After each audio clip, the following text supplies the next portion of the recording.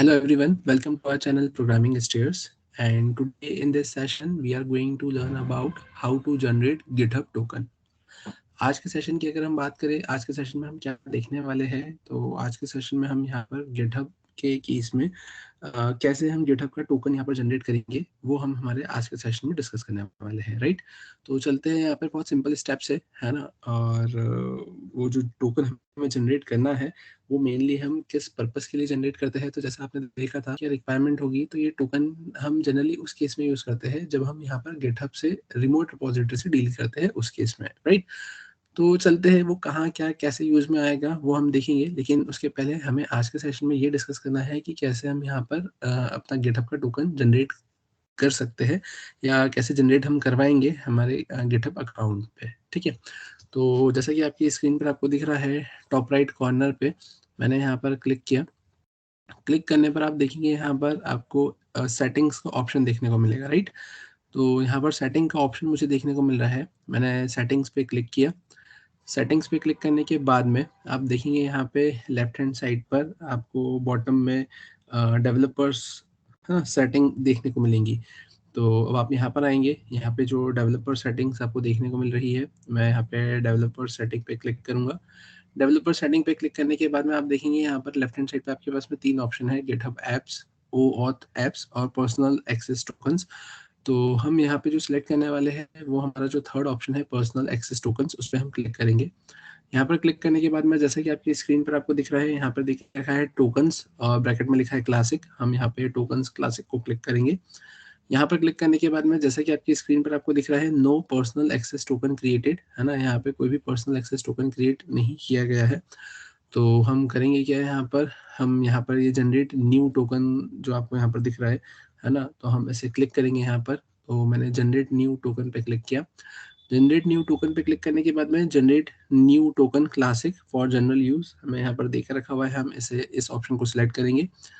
इस ऑप्शन को सिलेक्ट करने के बाद में यहाँ पर ये आपसे क्या पूछ रहा है, नोट। आपको यहाँ पे कुछ नोट देना रहेगा कि आप इस टोकन को जनरली किस पर्पस के लिए या किस लिए यूज कर रहे हैं।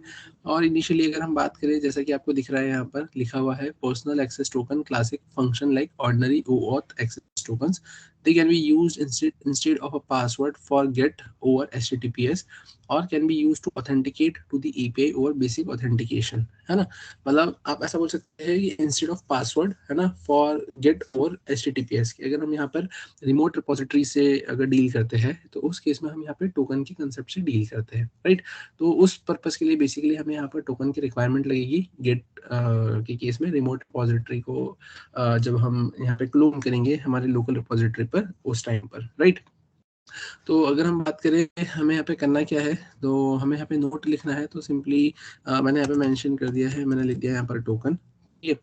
टोकन लिखने के बाद में इसका जो एक्सपायरेशन है, यहाँ पर देके रखा है 30 days, the token will expire on, और ये डेट दे के रखी हुई है। और यहाँ पर अगर मैं सिलेक्ट करना चाहूँ 7 days, 30 days, 60 days, 90 days custom, या फिर नो एक्सपायरेशन, तो आप जो भी यहाँ पे से सिलेक्ट करेंगे, तो वो यहाँ पर आपका एक्सपायरेशन ड्यूरेशन यहाँ पे सेट हो जाएगा, राइट।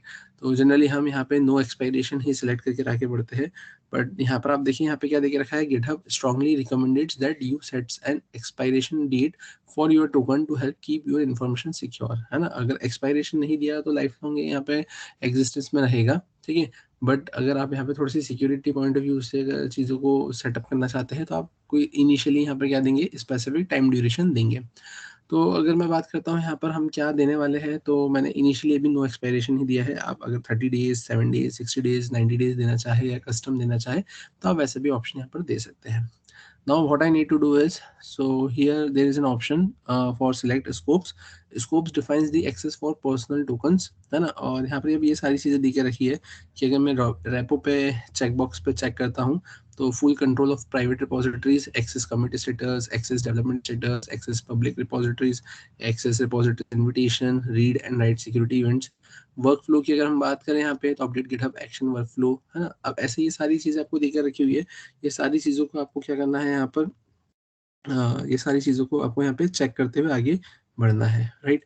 तो अपन आते हैं यहाँ पर, चेक करूँगा, ठीक है। और इन सब पे चेक करने के बाद में आप देखेंगे यहाँ पर आप इसके बारे में इसका कंटेंट भी रीड आउट कर सकते हैं एक बार, update GitHub action workflow, है ना, upload packages to GitHub package registry, download packages from GitHub package registry, delete packages from GitHub package registry, ये सारी चीज़ें आपको यहाँ पर देकर रखी हुई है। ठीक है, मैं यहाँ पर इसे चेक करते हुए आगे बढ़ता हूँ। यहाँ पे मैंने इन सारी ऑप्शंस को क्या कर दिया है, यहाँ पे चेक कर दिया है, राइट।